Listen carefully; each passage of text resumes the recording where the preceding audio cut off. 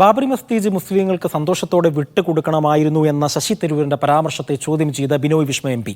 അങ്ങനെ പറയുമ്പോൾ തരൂരിന്റെ ചാഞ്ചാട്ടമുണ്ടായിരുന്നു എന്ന് ബിനോയ് വിശ്വം ചോദിച്ചു. രാമക്ഷേത്രം ക്ഷണം കിട്ടിയപ്പോൾ കോൺഗ്രസിന് ചാഞ്ചാട്ടമുണ്ടായി, UDF നിൽക്കുമ്പോൾ ലീഗിനും ചാഞ്ചാട്ടം ഉണ്ടായെന്നും ബിനോയ് വിശ്വം ചോദിച്ചു. തിരുവനന്തപുരത്ത് അഹമ്മദ് അനുസ്മരണ ചടങ്ങിൽ വെച്ചായിരുന്നു ബിനോയ് വിശ്വത്തിന്റെ ചോദ്യം. എന്നാൽ ശശി തരൂർ ഇതിനോട് പ്രതികരിച്ചില്ല. ഞാൻ കേട്ടു, ശശിയുടെ ഒരു ഇന്റർവ്യൂ ഞാൻ കേട്ടു. ആ ഇന്റർവ്യൂവിൽ ശശി തരൂർ പറയുകയാണ്, അദ്ദേഹത്തിൻ്റെ സഹജമായ ശൈലിയിൽ പറയുകയാണ്, ബഹുമാനപൂർവം ആ പള്ളി എടുത്തു മാറ്റി വേറെ സ്ഥലത്തേക്ക് വെക്കുന്ന കാര്യം മുസ്ലിം സഹോദരന്മാർക്ക് ചിന്തിക്കാമായിരുന്നില്ലേ എന്ന അർത്ഥത്തിൽ അദ്ദേഹം ചോദിച്ചു ഞാൻ കേട്ടതാണ്. എനിക്ക് ആ ചോദ്യം മനസ്സിലാകുന്നില്ല.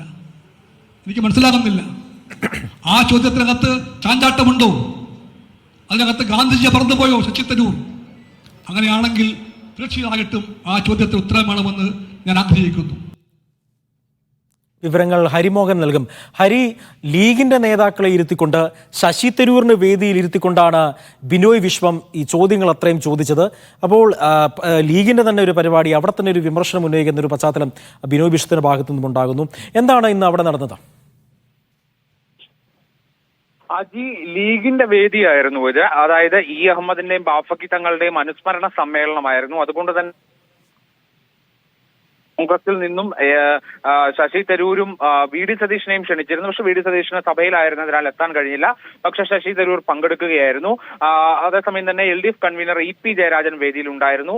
അതിന്റെ കൂടെയാണ് CPI സംസ്ഥാന സെക്രട്ടറി ബിനോയ് വിശ്വം ഉണ്ടായിരുന്നത്. ബിനോയ് വിശ്വം ലീഗ് നേതാക്കളൊക്കെ സംസാരിച്ചതിന് ശേഷമാണ് സംസാരിക്കാൻ തുടങ്ങിയത്. അദ്ദേഹം പ്രസംഗത്തിന്റെ ഏറ്റവും ഒടുവിലായിക്കൊണ്ടാണ് ഇത്തരത്തിൽ ശശി തരൂരിനെ വേദിയിൽ ഇരുത്തിക്കൊണ്ട് തന്നെ ബാബറി മസ്ജിദ് വിഷയവുമായി ബന്ധപ്പെട്ട് അദ്ദേഹത്തോട് ചോദ്യം ഉന്നയിച്ചത്. അതായത് ബാബറി പള്ളി മുസ്ലിങ്ങൾ സന്തോഷത്തോടെ വിട്ടുകൊടുക്കാമായിരുന്നുവല്ലോ എന്ന പ്രസംഗത്തിൽ തരൂരിന് ചാഞ്ചാട്ടം ഉണ്ടായിരുന്നു എന്നുള്ളതായിരുന്നു അദ്ദേഹത്തിന്റെ ചോദ്യം. മുൻപ് ശശി തരൂർ ഇത്തരത്തിലൊരു പ്രസംഗവും ബൈറ്റും ഒക്കെ നൽകിയത് വലിയ വിവാദമായിരുന്നു.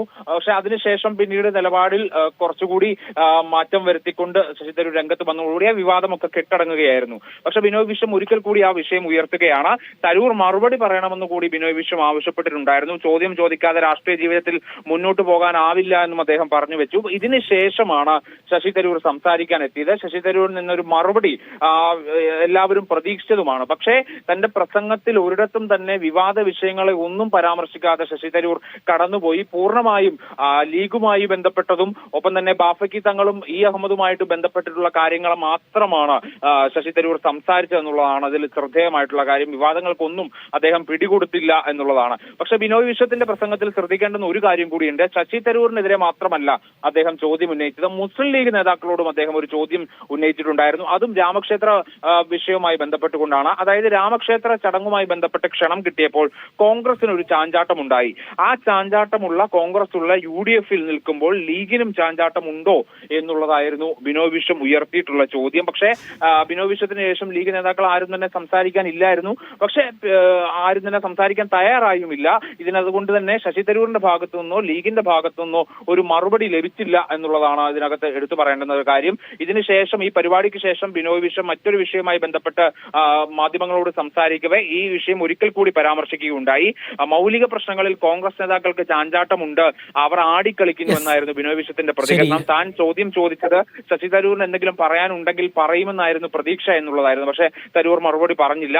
അയോധ്യ ക്ഷണത്തിൽ കോൺഗ്രസ് ചാഞ്ചാടി, CPM